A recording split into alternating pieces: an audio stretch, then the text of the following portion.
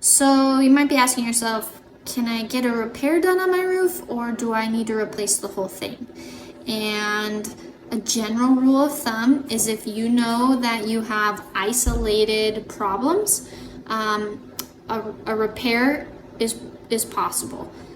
If it's located to a small area, you just need to replace a couple shingles or maybe install some flashing or something like that.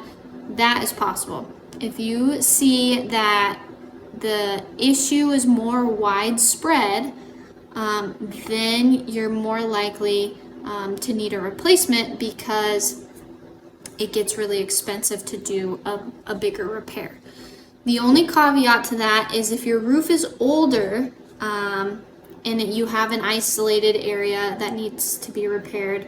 If your roof is older, what happens is as soon as you start tearing up some shingles, it can cause a domino effect because your shingles are a little more brittle, they're just older, a little sun-baked, and so what happens is you tear off one shingle, then you start breaking and ripping into other shingles, and it becomes a lot bigger of a repair than you were expecting initially. So that's a pretty good general rule of thumb on whether or not you should repair or replace your roof.